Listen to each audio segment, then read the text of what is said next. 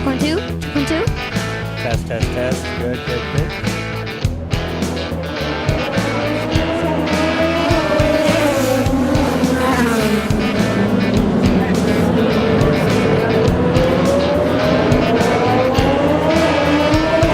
We're trying to film James, but he's going too fast.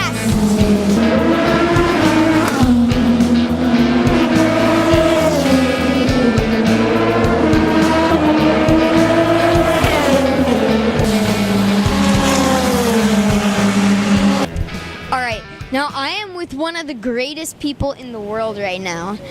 Now this... Quick, I'll leave. I better get you somebody else.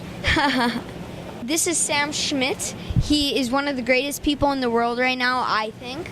And he is working on a car, the Aero Driven.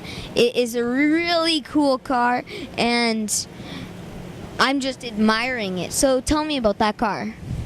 I'm still admiring it myself. Aero is a technology-driven company out of Denver, Colorado, and they approached me a couple years back about driving again. I'm like, well, 17 years ago, I really never thought I would drive again, and literally, it has reinforced my faith in humanity, in the sense that you put the right people together with the right resources and focus on a common goal, and you can make anything happen, which I think at some point in our lives, we all like to believe that, but we're not sure if it's true sometimes. And now I truly believe it's true, because they did that in 7 months, and now we're moving on. We're getting to the end game here. I've done a lot of fun things, 150 miles an hour, and raced up Pikes Peak, and got my driver's license. But now it's really evolving to where we can actually use the technology to put disabled veterans back to work. And that was always the end goal. And if we can do that, that not only changes people's lives, but I think it saves lives. Pretty cool. Cool. So, did anything in elementary school particularly help you with what you do now?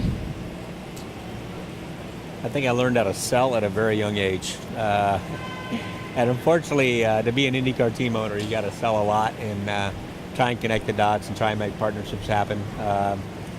But you know, I've got incredible parents, incredible family, and I started racing when I was 5, and so racing, as any driver will tell you, is a great family sport.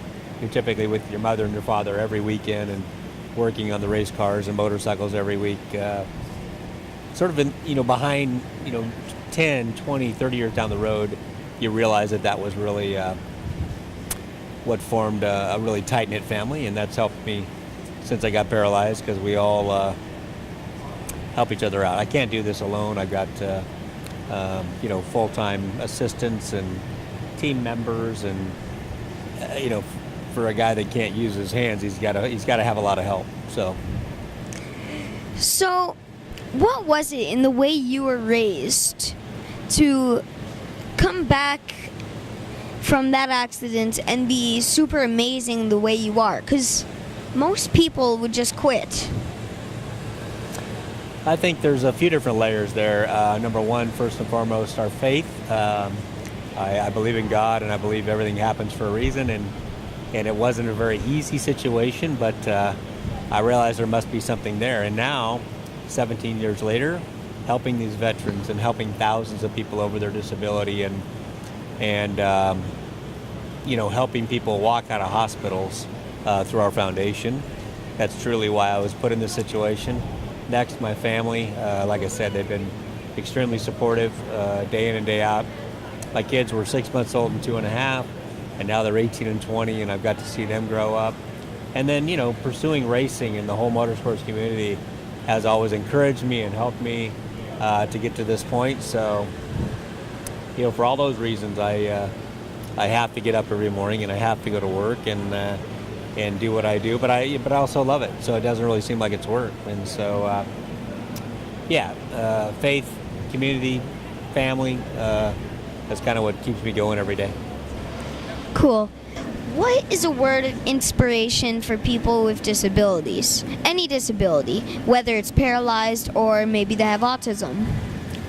On the paralysis front, I can speak with knowledge, because our foundation deals with that every day. we're making great strides. We've done more in the last 5 years than we did in the previous 20. I know of at least 6 patients in the last year that were told they're never going to walk again, and they walked out of the hospital through new technology, new rehabilitation. That's fantastic. On the whole, a disability front, I mean, I think the way to live a healthy and active life is to find something that you love to do every day, and then it doesn't seem hard to get out of bed, and you have a reason to get up. And so that's why Arrow and myself are so driven to create technology to help people with disabilities, because if they can go to work, they can put food on the table, they can pay their mortgage, gives them a sense of self-worth, and that just drives everything in a positive fashion. So don't give up. I know it's not easy.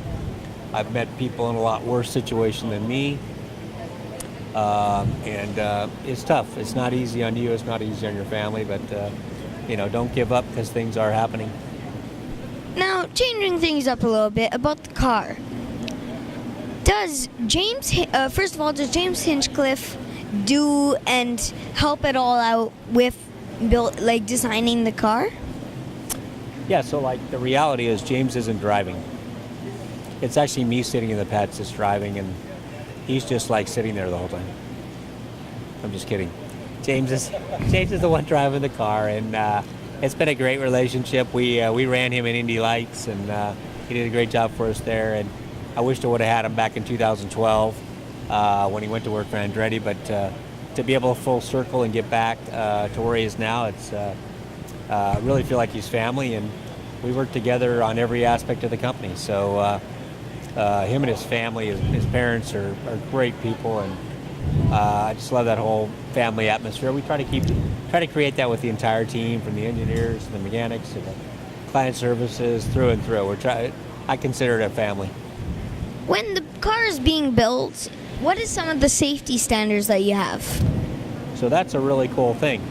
When I got hurt, they learned a lot from my accident, and there has not been a spinal cord injury since my accident, because they changed the headrest, they changed the driver safety cell, they changed a lot of the carbon fiber around the driver.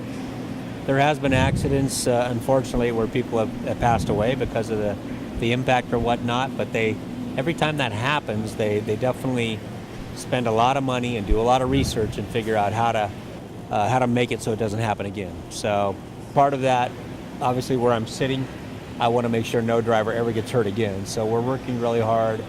We got a new car coming out next year, a new bodywork and everything. So through that whole process, we'll just try and make it safer and safer, because they're going to keep going faster and faster. Do you have any advice for me? Because I started a car company, and I'm building a hybrid. So do you have any advice? Boy, find a lot of funding, for one thing, and keep safety first.